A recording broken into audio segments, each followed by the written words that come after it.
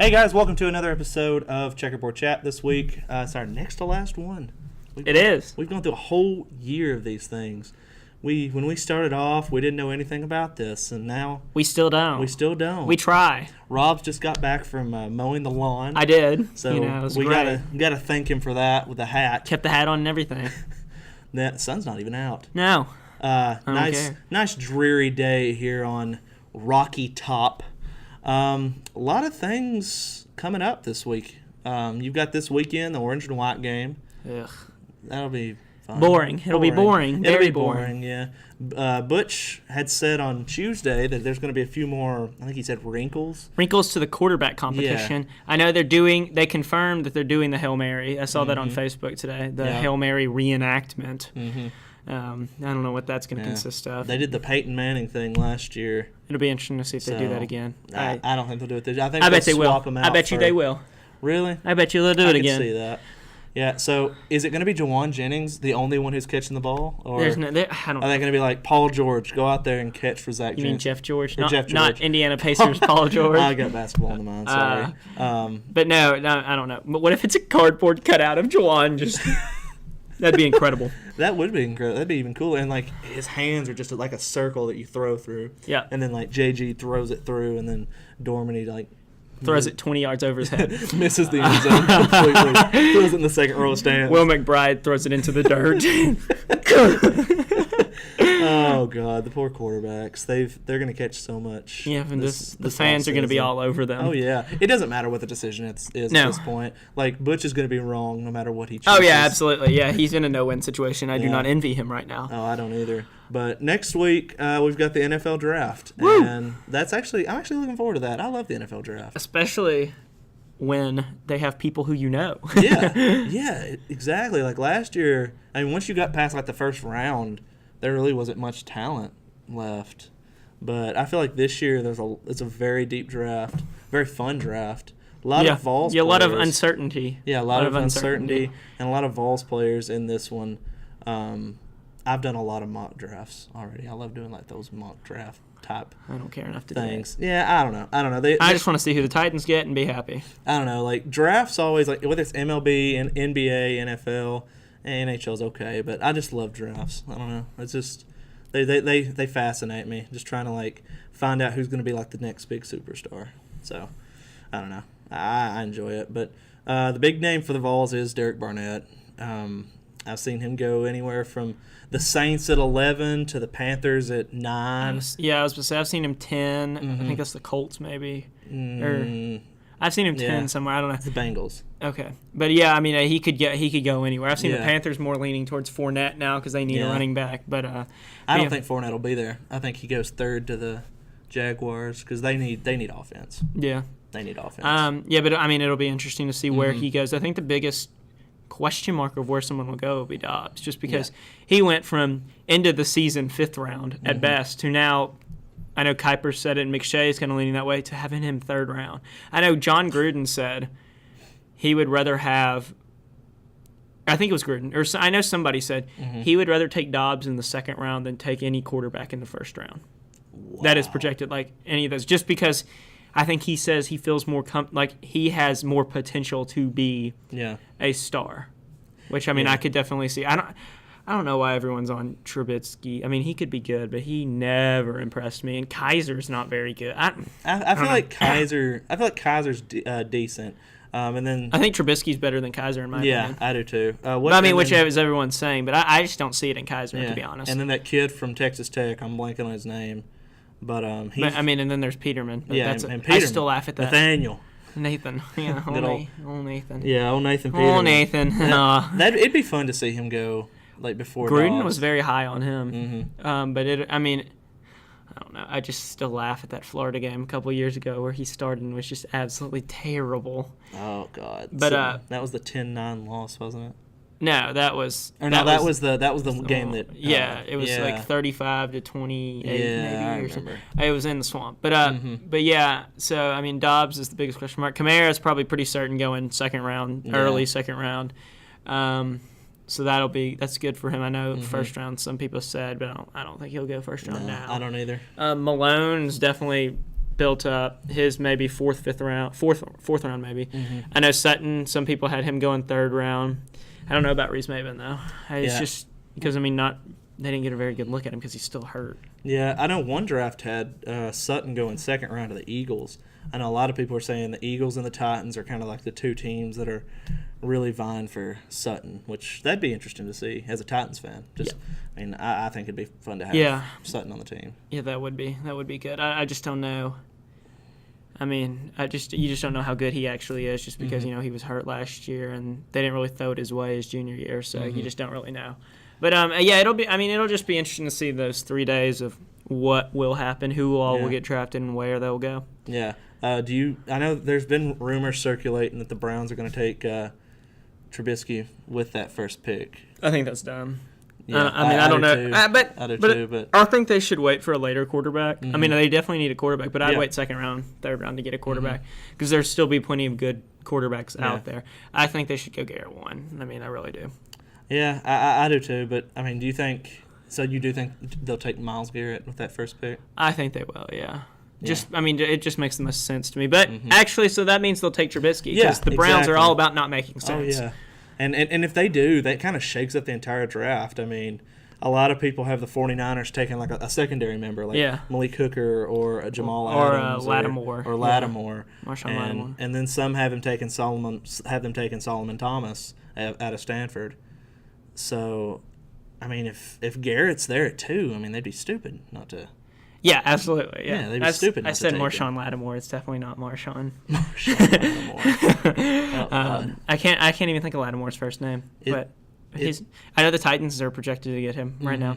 I really hope that Jonathan Allen falls to the Titans. He won't, but I really hope he does because, the Titans would take him in a heartbeat. Oh, yeah. Which, that line of him and Jarrell Casey would be pretty filthy. Ooh. They don't really need him as much as they need a secondary member, but it'd be so nice to have him. Yeah, it would be. It would be. And I know I've seen the Titans have had just so many, there's been so many people just say, they're going to go cornerback, receiver. I've seen some people say receiver, like get Mike Williams and John Ross. I think the most recent ESPN one McShay had Lattimore and John Ross, which I like. I like that a lot.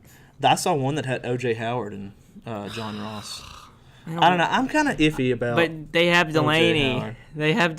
I know, but Delaney's 32 now. Yeah, I don't care. They have Delaney. He's still incredible. He is. But you've got to start grooming that second guy because tight ends are a dime a dozen. Yeah, that's true. I don't know. Yeah. But yeah, that'll just be interesting to see, just kind of where that'll end up. Yeah, but the orange and white game this weekend, I guess we'll transition a little bit back towards that. Like you said, not really. There won't be any captains this year. It's just always boring. It's not like people get excited for it because it does give them a peek into next season. But it's just they run about 3 offensive plays the whole time. It's just not like a very entertaining thing to me. I don't know. I go to it every year, but I'm not entertained. Yeah, I enjoy the Circle of Life drill. Yeah, but after a while, you've seen it all. Yeah. After you've seen Eli and Ethan Wolf go at it for the 8 millionth time, it's kind of just like, oh, look, there they are again. Yeah, because people are like, oh, it's the Wolf brothers. The Wolf. It's the Wolf brothers. Ethan Wolf and Eli Wolf. I am excited to see Trey Smith. It won't be against Congo, though, because he's out. No, he's out with a knee injury. Yeah. I wonder if Trey Smith caused it. We don't know, but I wonder if he did. It was in a Saturday practice, but I bet he didn't, but that'd be kind of funny. That would be crazy. That'd be kind of funny. Smith is just a big guy. He's a big old dude. 6'6", 314, I think he said the last time. Yeah, I'm not sure. He's a massive guy. Yeah, massive dude. He'll be fun to watch. The quarterbacks, of course, we've talked about them a little bit. Yeah. John Kelly, he's not. He's questionable. Kelly's questionable. He did something in a practice, I think, and he's a little questionable. So that'll be interesting to see if he is out there. I bet he won't be, just for precautionary reasons. Even if he's able to, I bet they won't put him out there, which is going to be terrible because it will be Phil's and me and. I don't even know who Sparks is gone, isn't he? Sparks is gone. I'm drawing a blank. Honestly, I know in one of the Saturday scrimmages, I heard this. They had Tyler Bird back there at running back just because they're so thin, which would be kind of cool to see. Yeah, they might do that, honestly. Yeah, and until Ty Chandler gets here, it's just going to be kind of It's going to be quiet at the running back with Kelly out. Because Kelly, he'll be the number one. Kelly's guy. a beast. Yeah, there's no doubt about that. There's no doubt, and Chandler will be a fun number 2 though. Yeah. I do think that. And then Carlin, He'll be the 3. So, I mean, they'll have those 3 guys, but if one of those guys gets hurt, then you're kind of like, you're kind of in trouble. Receivers, I know that Jeff George. I know, I'm just kidding. He's not. He's been hurt. Yeah, he's been hurt. But I saw him, before he got hurt, he was getting a lot of snaps as like the number 2 guy. That's interesting. I noticed. I mean, it'll be interesting to see Jennings and Callaway and Bird and all those guys out there. But, I mean, just overall, it should be just an interesting orange and white game. Just to see some new pieces. Yeah. But a lot of new pieces on that. I think that's the only thing happening on campus this weekend. But there's a lot off campus. I know. Baseball team. They take on A&M at A&M, and A&M's down this year, but still. Yeah. Oh gosh. I mean, I told you, I did say that they'd win that series against Florida. Yeah. But then they went out and lost 10-2 to ETSU. Yeah, that was interesting. Very. And they barely beat UNC Asheville on, was it Wednesday? No, it was Tuesday. Wednesday. It was Wednesday. I mean, it was 5-2. I thought they played very well. Did they? Yeah, okay. They played pretty well. So I mean, pitching, and he wasn't very happy with it because they walked 5 guys. But pitching did well until the last few innings. And I know Lipinski gave up a run in 9th, which was probably. I know Eric Freeman said, and I agree. It's probably a good thing because he had a .58 ERA. So it's probably good that he got one of those runs, giving up one of those runs out of the way in a midweek game where it didn't really matter. And I know Lingo struggled a little, but he'll be fine. But yeah, I mean, it'll be interesting. I know Zach Warren's worked his way back in the starting rotation. He's the 3 starter now. And Stallings and Hunter Martin have pretty much got the Hunter Martin on Friday and Stallings on Saturday. That's pretty locked up. And they're a pretty good 1-2 combination, to be honest. I mean,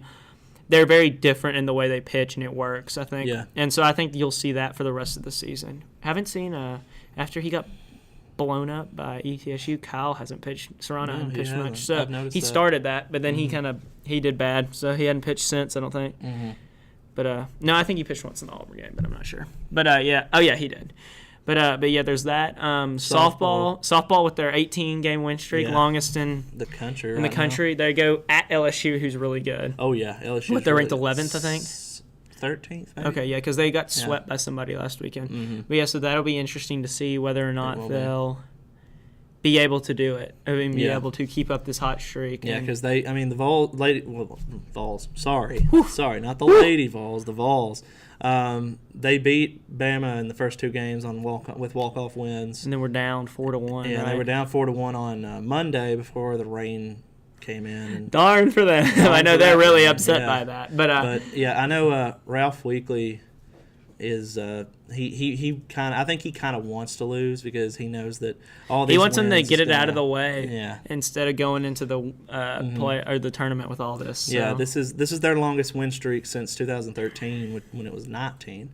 So if they win these first 2 games against LSU, then they'll pass that, and I don't know when their last 20 game win streak was. It had to be probably back, a while. Yeah, back a while back. But yeah, I mean, they're a fun team to watch. They are very fun to watch. I've been to a few games. They're very fun to watch. Yeah, a lot of SEC championships starting up this week. I know women's tennis, they lost to Mississippi State. Mississippi State, yeah. Yeah, they beat Alabama. Beat Alabama 4-0, yeah. Which, I mean, they're ranked 23 in the nation. Yeah. Tennessee is. They're 11th in the SEC. That just shows how stacked they are. Yeah. Allison's done a great job with them. She has. Yeah. Yeah, the SEC is completely stacked. It amazed me because, it said Tennessee was – our story said that Tennessee was like number 23, and I saw that and I had to kind of go back and look, and they are. I mean, but they got the 11 seed, and Florida's first overall, but they got the number 3 seed because of conference record, and it's crazy. It's a crazy thing. But I mean, I don't know much about the NCAA tournament, but I imagine they'll be in it. I mean, if they're in 23rd, I imagine they'll be in it. I'd say so. Men's tennis is here. It starts next week, and it is here. Yeah. That'll be a cool thing just to watch, just because SEC is good and men's tennis as well. Yeah. I don't think they might make it out of the first round, but that's about it. They beat Alabama and LSU to close out the season, but that. Yeah.